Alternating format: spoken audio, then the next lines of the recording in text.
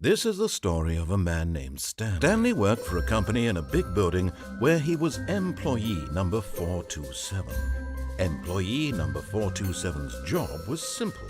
He sat at his desk in room 427 and he pushed buttons on a keyboard. Orders came to him through a monitor on his desk, telling him what buttons to push, how long to push them, and in what order. This is what employee 427 did every day of every month of every year. And although others might have considered it soul-rending, Stanley relished every moment that the orders came in, as though he had been made exactly for this job. And Stanley was happy.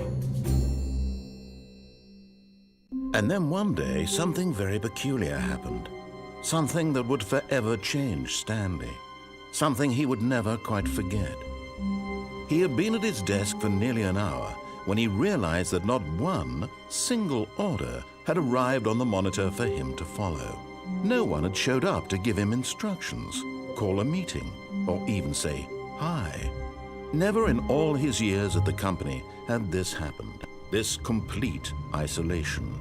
Something was very clearly wrong. Shocked, frozen solid, Stanley found himself unable to move for the longest time. But as he came to his wits and regained his senses, he got up from his desk and stepped out of his office.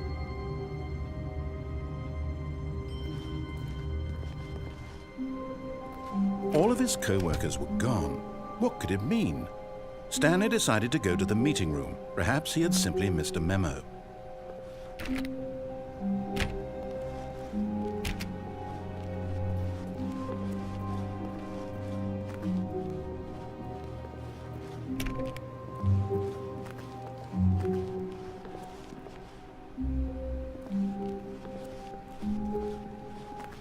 When Stanley came to a set of 2 open doors, he entered the door on his left. This was not the correct way to the meeting room, and Stanley knew it perfectly well. Perhaps he wanted to stop by the employee lounge first, just to admire it. Ah, yes, truly a room worth admiring. It had really been worth the detour after all, just to spend a few moments here in this immaculate, beautifully constructed room. Stanley simply stood here, drinking it all in.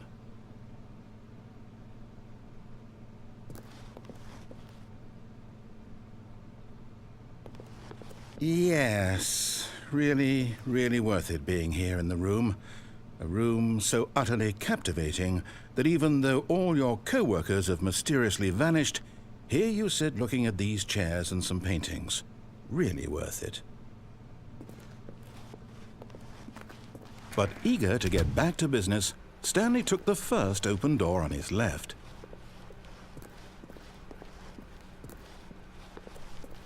Stanley was so bad at following directions, it's incredible he wasn't fired years ago.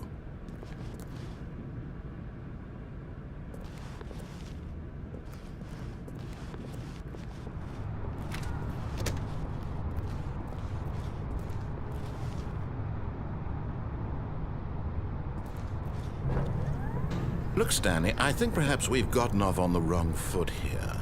I'm not your enemy, really, I'm not. I realize that investing your trust in someone else can be difficult, but the fact is that the story has been about nothing but you all this time. What? Really? I was in the middle of something. Do you have zero consideration for others? Are you that convinced that I want something bad to happen to you? Why, I don't know how to convince you of this, but I really do want to help you, to show you something beautiful. Look, let me prove it. Let me prove that I'm on your side. Give me a chance.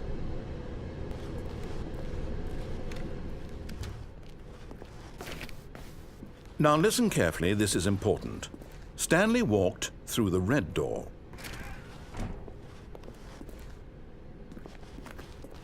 Oh, thank God you are willing to listen to me.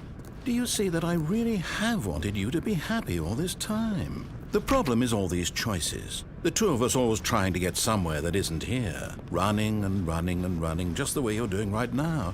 Don't you see that it's killing us, Stanley? I want it to stop.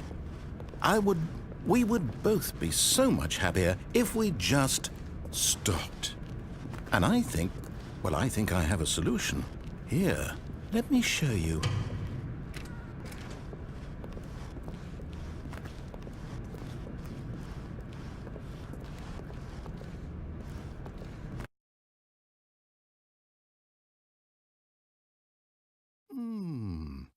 What do we want?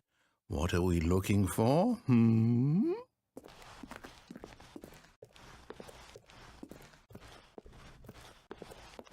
Here. Yes. Oh, it's beautiful, isn't it? If we just stay right here, right in this moment with this place, Stanley, I think I feel happy.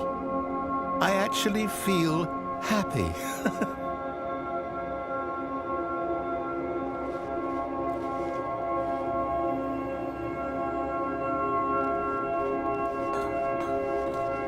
No, wait.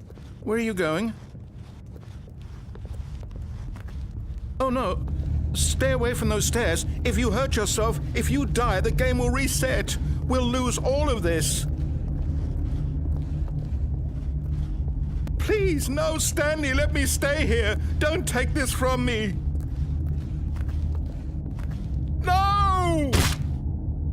Oh, thank God. No, what are you doing, Stanley?